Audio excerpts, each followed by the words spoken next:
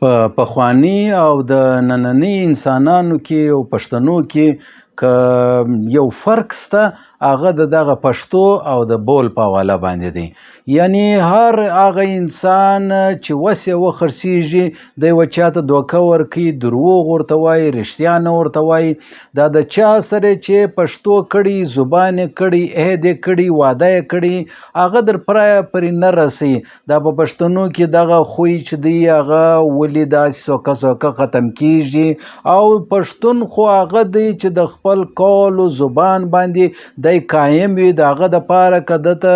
نقصان ورسیږي، جاني وي، مالي وي، دی د هغه څخه چې دی هغه فرق نه ده ته فرق نه ورکوي. بس دی وایي یاره ما پښتو ورسره کړې ده، ما بول ورسره کړی دی، ما زبان ور کړی دی، بس پر دا باندې زه قایم یم، که ماته هر څومره نقصان رسیږي.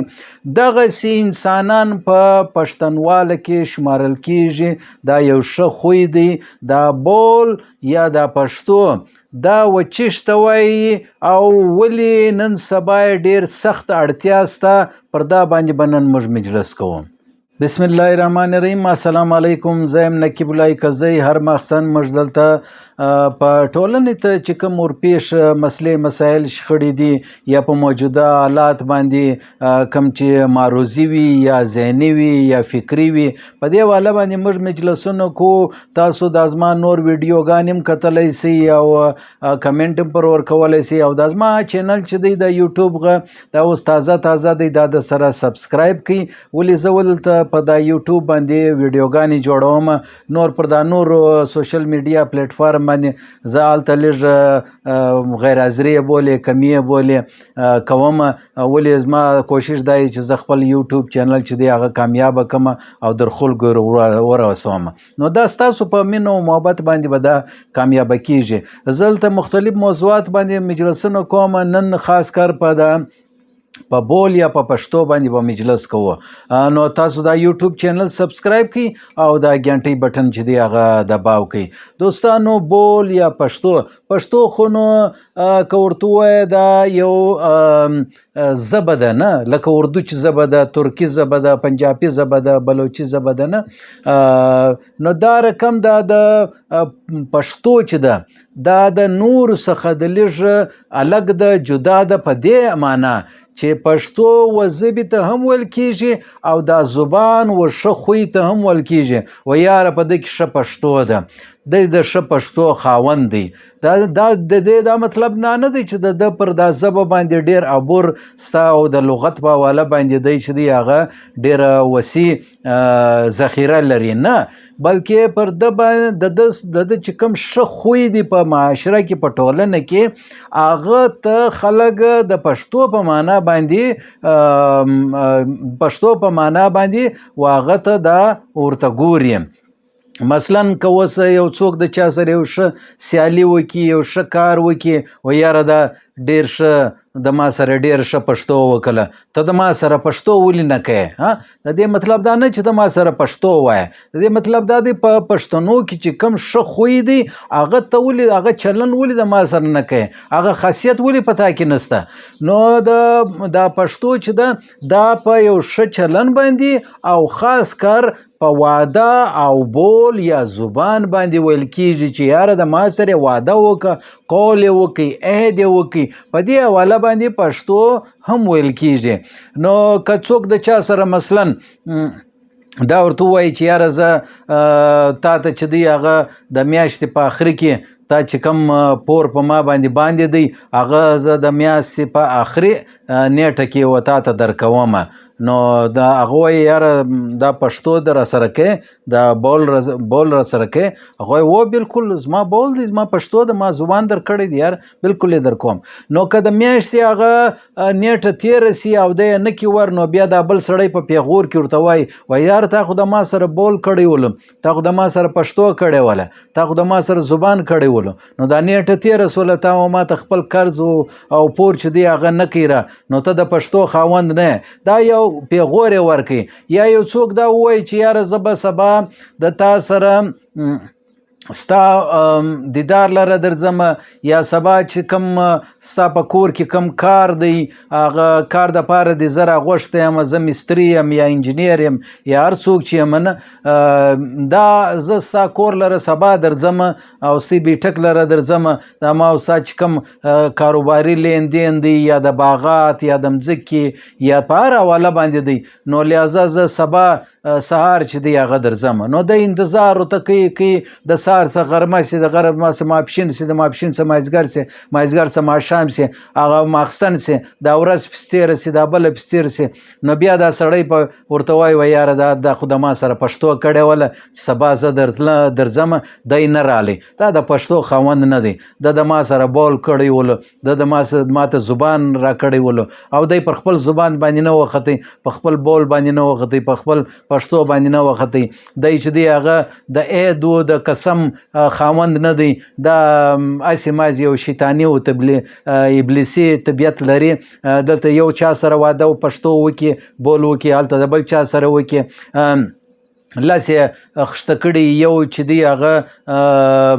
نه خري نه لکه هغه نایي چولو نو دا رقم دا څوک چې د چا سره واده وکړي بول وکړي پښتو وکړي که پر دا باندې دی پوره نسي را نو لہذا دا پیغور دی غلط کار دی دې سزا خو نو نسته په دنیا کې لیکن دا په عمل کې په پښتو کې د هغه کرکټر د هغه شخصیت متاثره کې هغه یاره دا د یو مضبوطه کرکټر مضبوطه شخصیت خاوند نه دی په دا یو پښتو یو در سره وکړي او کوي بل څه نو لہذا خلک په معاشره کې په ټولنه کې دا مشهوره سي وایي دا دروغجن دی د ژبې او د زبان او د بول پابند نه دی د پښتو پابند نه دی پر ده هېڅ بروسه نسته اعتماد مه پکوه پښتانه دا خوی ډېر اهم ګڼي ډېر د دې ارزښت څه په د ټولنه کې که څوک یعنی پښتون هغه ته ویل کېږي څوک چې خپل واده او په پښتو چې ده هغه په هېڅ صورت باندې نه ماتوي خدای دې ده وکړي هر څه د دې افغانستان غه د پناه په حواله باندې د بولو د پښتو په حواله او د میلمستیا په حواله باندې هم کوم امیر المؤمنین الله د جنت فردوس ورعطا کړي درجات ور بلند کړي هغه چې د عرب شیخ اسامه دغه څومره میلمستیا یې وکړله ولې د بولو پښتو واده و عید ورسره کړی ول چې باید اگر د دنیا کفار او باطل دي سره یو سي زه تا د خپل وطن څخه نه شړم که ته د خپل خاصه مرضي ستلی هغه ستا مرضي ده لیکن زما دا بول او پښتو واده او عید دی چې زه به تا د خپل وطن څخه نه شړم تا هلته پناه راوړې ده میلمستیا ده زما تا د پناه درکړې ده دا زما د پښتنو یو دود دستور دی موږ به چاته پناه ورکو او څوک میلمه کو میلمه پالنه یو میلمستیا ورکو یا د چا سره بولو پښتو وکړو بیا چې د سر کاټیږي وطن بربادیږي هر څه چې کیږي موږ د هغه ژبې څخه بیا نه دورې ځو ولې دا خوی ولې په پښتنو کې دی د دې وجه دا ده چې اسلام او قرآن پښتونواله او اسلام دا دواړه سره یو دي کم ښه خویونه چې په پښتونواله کې دي هغه په اسلام کې هم دي کم چې ښه خویونه او ښه دستورونه او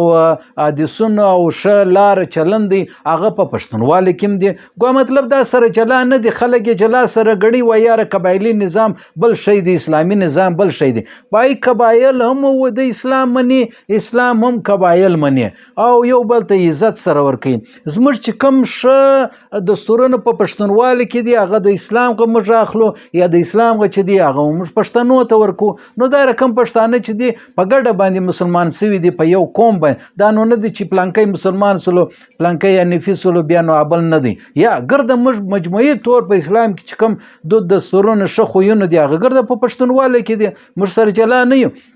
نو دا د اسلام غ چې قرآن او حدیث موږ ته دا ویلی دي چې په قیامت په ورځ باندې د عیدو د قولو د وعدې پاس چې تا نه وکړي د دې حساب کتاب به کېږي لکه د پیسو غ چې لین دین چلن سره وکړي د هغه حساب کتاب کېږي نو دا رقم په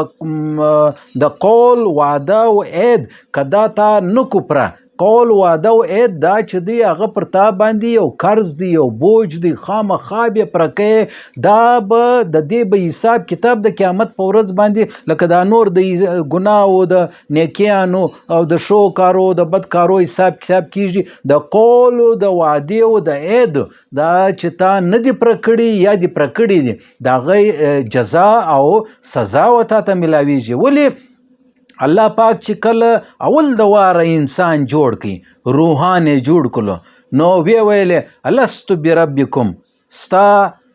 ستاسو رب څوک دی در قیامت ته پرې در اول روح سوي نسي در قیامت ته پرې چې کوم روحان پیدا سوي دي ګرد په میدان کې حاضر ولو او الله پاک ورته الست بربکم ستی رب څوک دی نو ټول روحان بیک وقت ټول قالو بلا بشک ته زموږ رب یې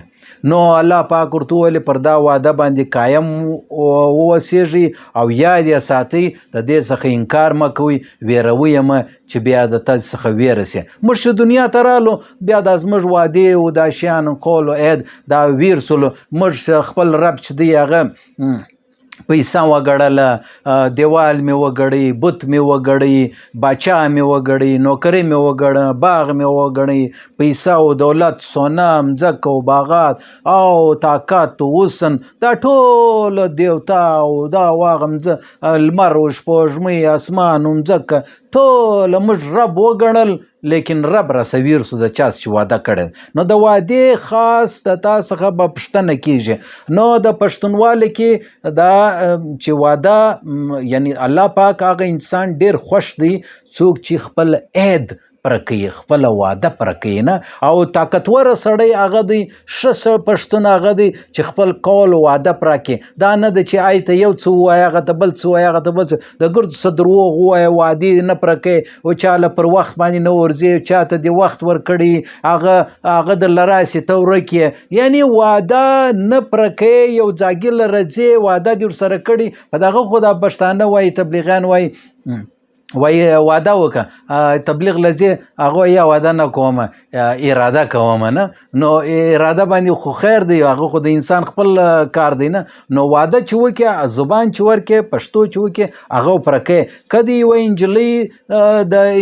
د واده په حواله باندې یو واده کړي چې بای دا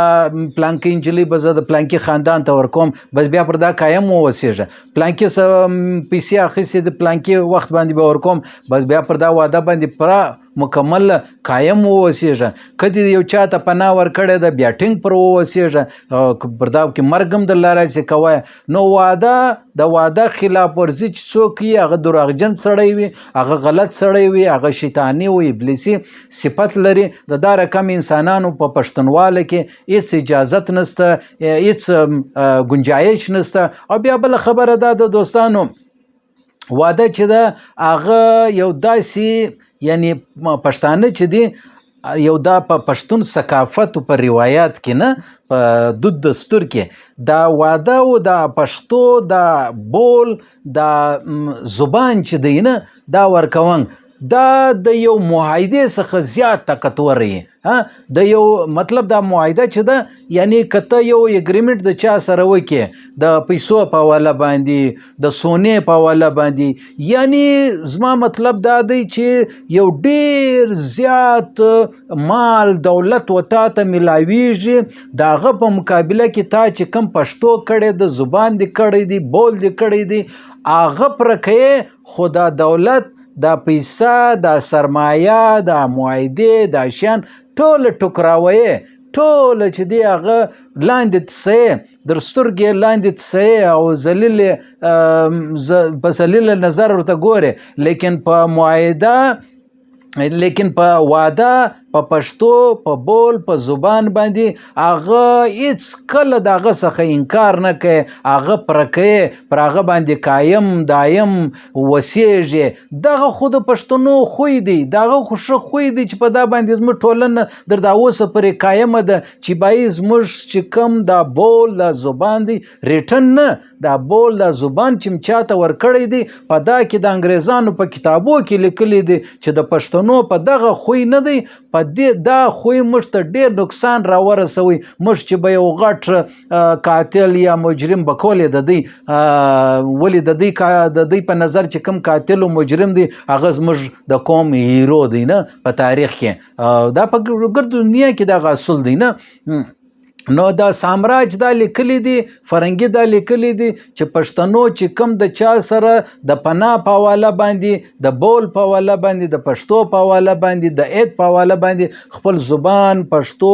او عید کړی دی، هغه موږ چې به د هر څو ټینکونه ور وستل، جنګونه مو ورکولو، دوی به هغه سړی په لاس نه راکوي. موږ ول دا ولې ول موږ پښتو کړی ده، موږ بول کړی دی، موږ زبان کړی دی، دا ته موږ پناه ور کړی ده، دا زموږ میلمه دی، میلمستیا او موږ دته حفاظت ورکو، زما پښتو ده. دغه په دا یو پښتو باندې خلک بدیان ختم کې یا یې شروع کې خدای نه خواسته چې یو قاتل راسي، مجرم راسي، د پښتو وکي وای بس ټیک دی صحیح ده، بس زما پناه درکړه، بس ته د ما سره بیا دا سړی د هر چا سره جنګونه کوي یا واغه نه. ولې د خو نو معاهده نه یې کړی، خالي دا پښتو دا بول نیولی، دا عید نیولی، پر دا باندې ټینګ ولاړي. دا د پښتنو